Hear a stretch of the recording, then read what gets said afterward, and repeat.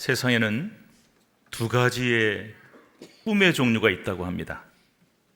이 교회 밖의 세상 사람들은 꿈을 이렇게 두 가지로 구분하더군요. 힌트가 있습니다. 동물 이름입니다. 무슨 꿈이 있을까요? 개꿈과 용꿈이 있다 그래요. 개는 참 그러고 보면 억울할 것 같습니다. 정말 충성하는데 맨날 안 좋은 거에다 다 개자를 붙이니까 얼마나 억울할까 싶은데, 본디 사전에 보면 개꿈이라고 하는 것은요, 특별한 내용도 없는데 어수선하게 꾸는 꿈을 그렇게 개꿈이라고 부른다고 합니다. 하지만 사람들은 꿈속에 그냥 개가 나오면, 개가 보이면 개꿈이고 흉몽이라서 뭔가 안 좋은 일이 생길 거다, 손해볼 일이 생길 거다 걱정을 합니다.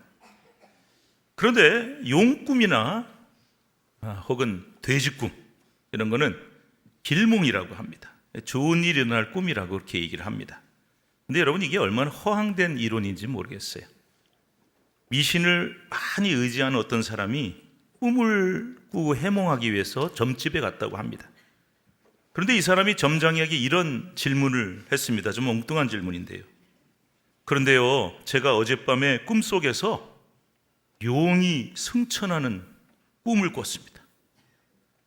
정말 좋은 꿈을 꾸셨네요. 얼마나 새해 좋은 일이 많을까요? 그런데 용이 막 승천하는데 갑자기 웬 똥개 한 마리가 내 앞을 쓱 지나가는 겁니다. 이게 용꿈입니까? 개꿈입니까? 여러분 한번 맞춰보세요. 용꿈입니까? 개꿈입니까? 그러니까 여러분, 그만큼 세상에서 말하는 기준, 동물의 무슨 종류 뭐가 나오냐, 뭐 용꿈이냐 개꿈, 이런 기준이 정말 아무 근거가 없는 것이고 말이 안 되는 허황된 소리에 불과하다는 증거가 되는 거죠.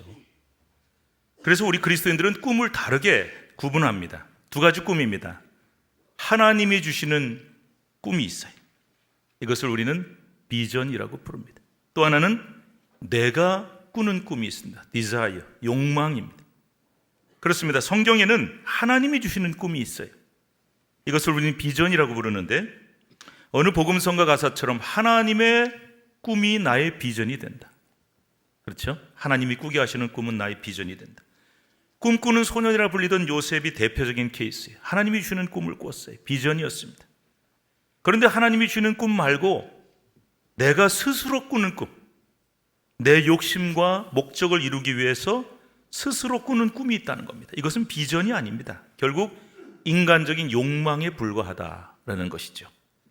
대표적인 케이스가 왕이 되길 끝까지 거절한 아버지 기드온과 달리 스스로 왕이 되기 위해 형제들을 다 죽였던 아비멜렉이라는 사람도 있고요.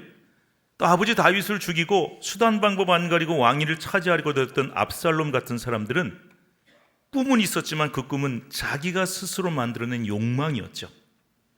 결국 이 두 사람 외에도 성경에는 하나님이 주신 꿈이 아닌 내 꿈과 욕망을 추구하다가 불행하게 멸망하게 하고 마는 인물들이 굉장히 많이 나옵니다. 그래서 우리는 반드시 이 두 가지 꿈을 정확하게 구분을 하셔야 돼요. 꿈은 꿈인데 하나님이 주시는 꿈인 비전과 내가 스스로 꾸는 꿈인 욕망은 전혀 다르다는 것입니다. 그리고 그 두 꿈의 결과도 완전히 다릅니다. 하나님이 주시는 꿈인 비전을 품은 사람은 요셉처럼 비록 인생에 많은 굴곡과 실패와 어려움도 있었지만 결국 하나님의 도우심으로 그 모든 환난과 어려움을 이겨내고 가장 귀한 자리에 올라 하나님의 뜻을 펼쳐나가죠. 하나님이 주신 꿈과 비전을 이루게 하시려고 하나님이 친히 역사하시고 도와주시기 때문에 가능했던 일입니다. 하지만 내가 스스로 꾸는 꿈인 욕망은 결국 자신을 망하게 만들고 말죠. 당장 그 욕망을 이룬 것처럼 보이지만 그 욕망을 이루기 위해서 수단 방법 안 가리고 형제를 죽이고 남을 해치고 아버지를 해치고 사람들을 밟고 일어서려고 하다가 보니 잠시는 그 욕망을 꿈을 이룬 것처럼은 보인다는 거죠. 하지만 이런 자들의 꿈은 잠시는 어떨지 몰라도 반드시 멸망과 불행뿐입니다. 하나님이 그와 함께 하시지 않기 때문이죠. 사랑하는 여러분, 특히 이 자리에 계시는 우리 젊은 분들, 또 우리 자녀 여러분, 우리 가족 단위로 오신 분들이 참 많으신데 참 잘하셨습니다. 우리 젊은이들이나 또는 우리 젊은 세대, 다음 세대 자녀들, 우리는 세상에 두 가지 꿈이 있음을 분명히 알고 이 두 가지 꿈 중에서 어떤 꿈? 반드시 하나님이 주시는 꿈인 비전을 품고 하나님의 도우심을 입어 승리하고 하나님이 귀히 쓰시는 사람들이 되기를 주님의 이름으로 축복합니다. 절대로 내가 스스로 꾸는 꿈인 욕망, 인간적인 욕망을 따라 사는 허탄한 인생이 되지 않으시기를 바랍니다. 이런 사람들을 지난주일에도 제가 참 좋아하는 시편 1편을 인용했지만 오늘도 시편 1편에서는 뭐라고 묘사하냐? 1절, 2절 말씀 한번 같이 읽어보겠습니다. 시작. 복 있는 사람은 악인들의 꾀를 따르지 아니하며 죄인들에게 서지 아니하며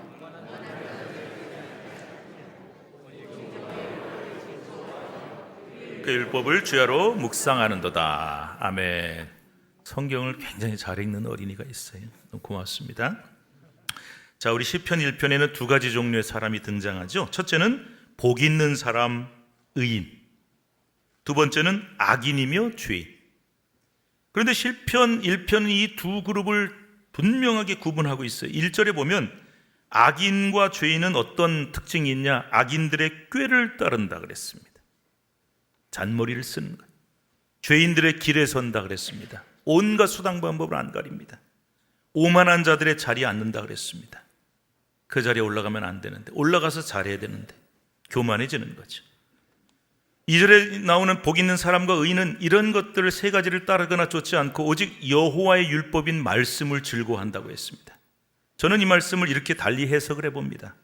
악인과 죄인은 자신이 스스로 만든 꿈을 쫓는 사람들이기 때문에 악인들의 꾀, 죄인들의 길, 오만한 자들의 자리를 추구하며 그것을 얻기 원하고 따르죠. 그래서 그의 길은 6절에 이렇게 말씀합니다. 악인들의 길은 어떻게 된다? 망하리로다. 하나님이 함께하지 않으시니까 반드시 망한다. 그런데 복 있는 사람과 의인은 오직 하나님의 말씀을 쫓고 하나님이 주신 꿈을 꾸고 하나님이 주신 비전을 품기 때문에 그의 길은 6절에 의하면 이렇게 되어 있습니다. 무릇 의인들의 길은 뭐라고 되어 있습니까? 여호와께서 인정하신다.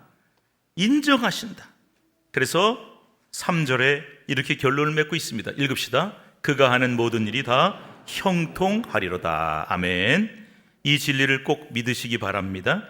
그래서 우리는 같은 꿈이라도 절대 내가 스스로 꾸는 꿈이 아닌 하나님이 주시는 꿈, 비전을 품어야 하는 것이죠. 그런데 문제는 뭐냐? 여러분, 꿈도 좋고 하나님이 주신 꿈, 비전도 정말 중요한데 문제는 꿈과 현실이 너무나 다르다는 거예요. 엄청 다르다. 제가 청년 때 유행했던 유행어가 하나 있었습니다. 정말 옛날인데요. 옛날엔 참 별거 아닌 것 같고 유행어를 만들고 웃었던 것 같아요. 그 유행어가 뭐냐면은 깨몽이었습니다. 깨몽. 깨몽이 무슨 뜻인지 아세요? 꿈 깨라. 꿈 깨라. 이거 아는 분들은 굉장히 구세대십니다. 꿈 깨라. 뭐 무슨 얘기 막 하면 아이고 깨몽, 너 꿈 깨라. 너 뭐 그거 되겠냐? 그러니까 허황된 꿈을 꾸지 말라는 거예요. 꿈이 현실과 다르다. 너 현실이 얼마나 어려운지 알아? 그런 뜻이. 우리가 꿈을 깨야 하는 이유는 현실이 너무 힘들기 때문이죠. 우리가 아무리 꿈을 꾼다고 한들 그 꿈이 현실이 되기까지는 너무나 상황이 힘든 거죠. 우리가 사는 세상이 얼마나 힘들고 거칩니까? 험합니까? 그래서 우리가 꿈을 꾸다가도 포기하는 일들이 너무나 많죠. 그런데요, 우리가 오늘 읽은 말씀이 히브리서 11장 아닙니까? 히브리서 11장에는 별명이 하나 붙어 있습니다. 믿음장이라고 합니다. 그만큼 성경 전체에서 믿음에 대해 가장 강조하고 있는 것이 히브리서 11장인데요. 이 11장을 한마디로 요약하면 구약에 나오는 믿음의 선배들, 신앙의 위인들을 소개하면서 이 사람들과 같은 믿음을 너희도 가져라, 이런 뜻이에요. 그런데 여러분, 저는요 이 히브리서 11장 믿음장을 읽을 때 이 믿음의 선배들이, 이 신앙의 선배들이 굉장히 좋은 믿음을 가졌다, 큰 믿음을 가졌다라고 하는 말씀보다는 오히려 11장에 나오는 이 말씀이 더 저에게는 위로가 됩니다. 33절부터 38절까지 길게 나온 본문인데 좀 길긴 하지만 저하고 여러분이 한 절씩 좀 교독을 해보면 좋겠어요. 어떤 의미를 갖고 있는지 제가 먼저 읽겠습니다. 그들은 믿음으로 나라들을 이기기도 하고 하며 의를 행하기도 하며 약속을 받기도 하며 사자들의 입을 막기도 하며. 읽으세요.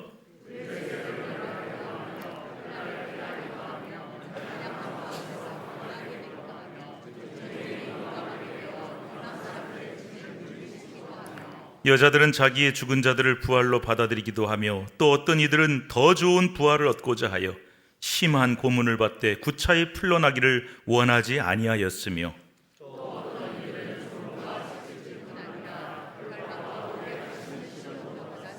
돌로 치는 것과 톱으로 켜는 것과 시험과 칼로 죽임을 당하고 양과 염소의 가죽을 입고 유리하여 궁핍과 환난과 학대를 받았으니 이런 사람은 세상이 감당하지 못하느니라.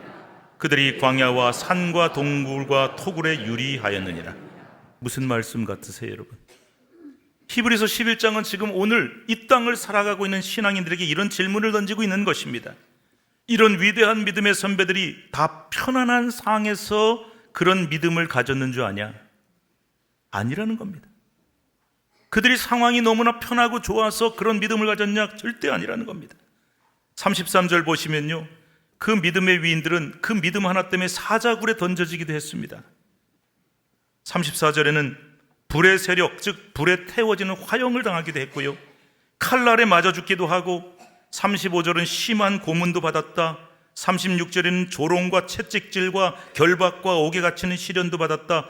점점 끔찍해져서 37절에는 이렇게 나옵니다. 돌로 치는 것과 톱으로 켜는 것과 시험과 칼로 죽임을 당하고 양과 염소의 가죽을 입고 유리하여 궁핍과 환난과 학대를 받았으니 38절에는 광야와 산과 동굴과 토굴에 유리하느니라. 여러분, 이게 바로 우리 믿음의 선배들의 현실이었어요. 현실이 얼마나 고됩니까? 얼마나 힘든 현실이었습니까? 믿는다는 이유 하나 때문에 그들은 사자굴에 던져집니다. 불에 태워져 화형을 당했습니다. 칼에 찔려 죽고 심한 고문을 당합니다. 조롱과 채찍질을 당하고 결박되어 옥에 갇혔습니다. 심지어 돌로 쳐서 죽이고 톱으로 켜서 죽이고 모든 재산과 의복과 집을 몽땅 뺏기고 양과 염소 가죽을 걸치고 헤매며 배고픔과 가난에 시달렸습니다. 광야로 산으로 동굴로 토굴로 숨어 다녔습니다. 끔찍합니다. 여러분, 우리 같으면 이런 박해와 고난을 당하면 우리 믿음을 지킬 수 있었을까요? 자신 있으십니까? 그런데 제가 왜 이 구절에 더 은혜를 받는다고 말씀하냐면은, 우리 믿음의 선배들의 현실이 결코 쉽지가 않았구나. 요즘 살아가는 우리들만 그런 줄 알았더니 이분들은 우리보다 훨씬 더 어렵고 힘든 현실이었구나. 그래서 위로가 된다는 것. 더욱이 고난 목록, 우리 믿음의 선배들은 끝없는 고난 중에도 마치 이 고난 목록이 쭉 나오는 중에 마치 진흙 속에 다이아몬드가 빛나는 것 같은 구절이 오늘 본문에 나와요. 35절 말씀 한번 읽읍시다. 35절 시작. 여자들은 자기의 죽은 자들을 부활로 받아들이기도 하며 또 어떤 이들은 더 좋은 부활을 얻고자 하여 심한 고문을 받되 구차히 필로나기를 원하지 아니하였으며, 그토록 모진 고난과 심한 고문을 받았지만 나 구차하게 풀려나기를 원치 않아. 무슨 자존심 때문이 아니에요. 더 좋은 부활을 얻기 위해 그들에게는 부활 신앙이 있었다는 거예요. 비록 너희가 지금 나를 가두고 고문하고 죽일 수는 있지만 나는 부활과 천국과 영생을 얻었음을 믿는다는 이 믿음이 있었기 때문에 그 고난과 고문을 이겨낼 수 있었다는 것입니다.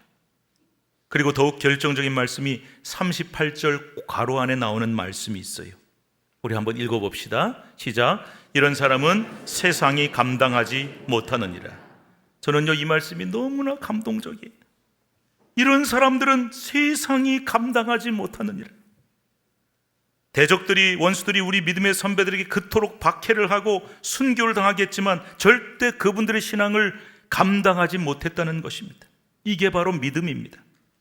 세상 누구도 감당할 수 없는 능력, 아무리 우리를 힘들게 하고 고난을 주고 박해를 해도, 별짓을 다 해도 절대 꺾을 수 없는 믿음, 이것이 바로 믿음입니다. 그렇습니다. 여러분, 현실이 결코 녹록치 않습니다. 지금 우리가 처해 있는 현실이 너무나 어렵고 힘이 듭니다. 하지만 우리 현실이 아무리 어렵다 한들 이분들보다, 우리 선배들보다 더 어렵겠습니까? 그런데 그 극한 고난의 현실, 이 절망적인 현실도 이길 힘이 그들에게는 있었던 것입니다. 그것이 바로 믿음입니다. 이 믿음 때문에 그들은 그 현실을 극복하기 이겨낼 수 있었던 것이죠. 이제 다시 앞으로 가서 히브리서 11장 1절 2절 말씀을 한번 읽어보겠습니다. 1절 2절 시작. 믿음은 바라는 것들의 실상이요 보이지 않는 것들의 증거니 선진들이 이로써 증거를 얻었느니라. 믿음이 뭐라 그랬어요? 믿음은 바라는 것들의 실상이요 보이지 않는 것들의 증거다. 그런데 솔직히 이 말씀 읽으면 조금 이해할 듯 말 듯 해요. 믿음은 바라는 것들의 실상이요 보이지 않는 것들의 증거다. 선진들이 이로써 증거를 얻었다. 알 듯도 한데 확실히 이렇게 와닿지는 않거든요. 그래서 제가 조금 쉽게 헬라어 원어를 바탕으로 해서 한번 번역을 한번 이렇게 해봤습니다. 사역을 해본 거죠. 한번 읽어봅시다. 시작. 믿음은 우리가 소망하는 것을 확증해주고 불확실한 미래를 보증해줍니다. 우리 믿음의 선배들이 이 믿음으로 확신을 얻었습니다. 조금 이해하기가 낫죠. 여러분, 믿음이란 게 뭔지 아세요? 그냥 믿습니다, 무조건 믿어라, 이게 아니라는 거예요. 옛날 우리 부모님들이나 선배님들이 이런 말씀 저한테 자주 했습니다. 목사님들도 자주 하신 말씀인데요. 그냥 믿어, 믿기만 하면 돼. 저는 그 말을 들을 때마다 이런 생각했죠. 아, 그냥 믿으면 되는 거구나. 그냥 누가 뭐라든 무대뽀로 믿습니다, 아멘 하면 되는 거구나, 이렇게 생각했어요. 그런데 히브리서 11장 믿음장 그렇게 말씀하지 않습니다. 무조건 믿어라가 아니에요. 무대뽀로 믿어라가 아니에요. 뭐라고 말씀했냐? 아까 제가 의역한 1절 다시 한번 읽어볼까요? 1절 이렇게 말씀합니다. 시작. 믿음은 우리가 소망하는 것을 확증해주고 불확실한 미래를 보증해줍니다. 예, 그렇습니다. 믿으면 어떤 힘이 있는가? 우리가 소망하는 것, 우리가 꿈꾸고 소망한 것들을 확증해준다. 그러니까 믿으면 그것이 현실로 이루어지는 힘이 거기 있다는 겁니다. 믿음이란 또한 무엇인가? 제가 29일 지난주일 설교 때 새옹지마 얘기했어요. 우리 인생 아무도 몰라. 우리 미래는 너무나 불확실하기 때문에 내일 무슨 일이 일어날지 우리는 모른다, 그런 뜻이라 그랬어요. 그런데 여러분, 믿음을 가지면 어떤 힘이 있는지 아세요? 그 불확실한 미래를 보증해 준다는 것입니다. 누가 보증해 줍니까? 하나님이 보증해 주신다. 그래서 저는 이 말씀을 다시 한번 쉽게 풀어서 여러분께 이렇게 전달해 드리고 싶습니다. 믿음은, 함께 읽읍시다. 믿음은 우리의 소망을 현실이 되게 해주는 힘이 있다. 믿음은 우리의 꿈이 실제로 이루어지게 해주는 힘이 있다. 믿으시기 바랍니다. 여러분, 방금 제가 이렇게 말씀드렸어요. 지금 우리가 꿈꾸는 것들을 이루어줄 수 있는 힘은 어디 있다 그랬습니까? 믿음입니다. 믿음은 우리가 지금 겪고 있는 힘든 현실을 이겨낼 수 있는 힘이 있고, 절대 현실의 어려움에 눌려서 꿈을 포기하지 않게 만들어주는 힘이 있음을 믿으시기 바랍니다. 이제 몇 분만 지나면 해가 바뀝니다. 2025년 새해가 됩니다. 우리 한 살 더 나이를 먹게 됩니다. 이제 묵은해를 보내고 2025년 새해를 맞으면서 새해 소망을 품어봅니다. 새해는 좀 나아지겠지. 새해는 우리 가정이 경제 상황이 좀 나아지지 않을까? 새해는 건강이 좀 좋아지겠지. 새해는 이 혼란스러운 상황들 좀 지나가고 좀 나아지겠지. 근데 여러분, 우리가 그냥 이렇게 꿈을 꾸고 소망 가진다 해서 다 이루어지는 거 아닙니다. 깨몽이에요, 깨몽. 정말 꿈을 깨야 될지도 모르겠어요. 뉴스를 보니까 좋은 소식이 별로 없더군요. 경제 상황이 새해라고 더 나아지는 것은 아닌 모양입니다. 더 어려워질 것이다. 오히려 경기가 더 나빠지고 경제 상황이 더 심각해질 것이라는 전망. 정치 상황도 그리 나아질 기미를 보이지 않습니다. 정말 우리가 꿈을 깨야 되나? 우리의 소망이 개꿈처럼 허망한 꿈이 되고 마는 건가? 아닙니다, 여러분. 저는 이 시간 여러분께 이런 권면을 드리고 싶습니다. 믿음으로 상상하라. 이미지를 그려라. 제가 왜 이런 말 하냐? 히브리서 11장은 우리가 믿음을 가지면 바라는 것들이 실제가 되고 지금 안 보이는 것이 현실이 된다 그랬어요. 지금은 안 보이지만 그게 실제로 보이는 힘이 있고 이루어지게 된다고 말씀하셨어요. 영어에 제가 굉장히 좋아하는 표현이 있습니다. imagination이라는 말이 있는데요, 사전에 보면 뜻이 상상력, 창작력이라고만 나오는데 사실은 그 뜻이 뭐냐면 이미지를 그린다라는 뜻을 갖고 있어요. 사람은요, 이미지가 굉장히 중요합니다. 부정적인 이미지만 늘 그리는 사람들이 있어요. 무슨 일이든 이거 안 될 거야, 나는 못할 거야, 이런 부정적인 이미지를 늘 그리는 사람들이 있습니다. 여러분, 그런데 그것도 일종의 믿음이에요. 안 될 거다라고 믿는 것도 믿음입니다. 나는 못할 거라고 믿는 것도 믿음이에요. 될 줄로 믿는 것이 아니라 안 될 줄 믿는 믿음을 가진 사람들이 세상에 많습니다. 그런데 이런 믿음을 가진 사람들은 늘 삶이 불행합니다. 왜요? 최악의 상황부터 먼저 생각하고 그 부정적인 이미지가 계속 상상하고 떠오르게 되니까 그게 현실이 돼버리는 거예요. 안 될 거야. 그럼 진짜 안 돼요. 못 할 거야. 그럼 진짜 못 해요. 왜? 그게 현실이 되는 거예요. 믿음은 이런 부정적인 이미지화를 극복하게 해주고 긍정적인 이미지를 떠올려서 현실로 만들어주는 힘이 있습니다. 위대한 조각가들은 특징이 있다 그래요. 큰 바위 덩어리를 갖다 놓고 가만히 들여다보면서 그 바위 덩어리 속에서 자기가 만들 조각품을 꿈꾸어 본다는 것입니다. 그래서 제가 물어봤어요. 유명한 조각가한테. 진짜 그렇게 본대요. 토박하고 큰 바위인데 여기서 내가 어떤 사람을 만들자, 어떤 상을 그 보인다는 거예요. 이게 바로 이미지입니다.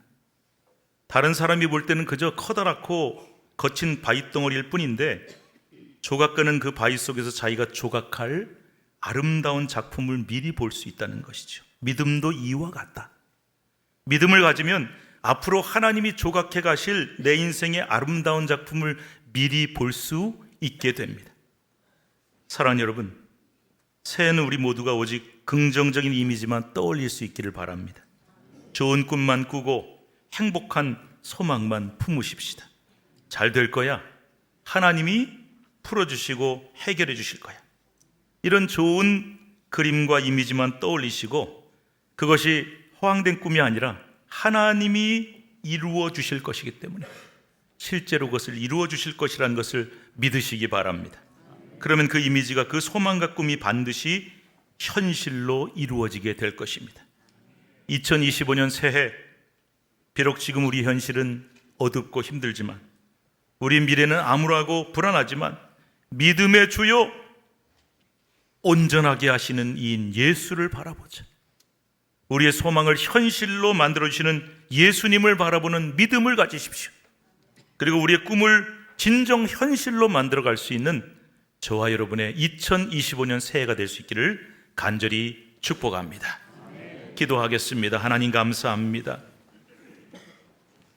2024년은 다사다난했다는 말로도 설명이 안 될 정도로 정말 많은 일들이 우리에게 있었습니다. 정치적인 불안과 국가적인 어려움, 경제 위기, 외교와 안보와 도덕성과 우리 삶의 모든 부분이 많이 흔들렸던 참 어려움을 겪었던 한 해였습니다. 뉴스를 보니 새해도 별로 나아질 것 같지 않습니다. 더 어려울 거라는 전망이 많습니다. 그러나 우리는 세상의 전망, 세상의 꿈을 따르지 않습니다. 우리는 하나님이 주는 꿈, 비전을 따르는 사람들인 줄로 믿습니다. 믿음은 바라는 것들을 실상으로 만들어주고 우리의 꿈과 소망을 확증으로 만들어 현실로 만들어주신다고 약속해 주셨습니다.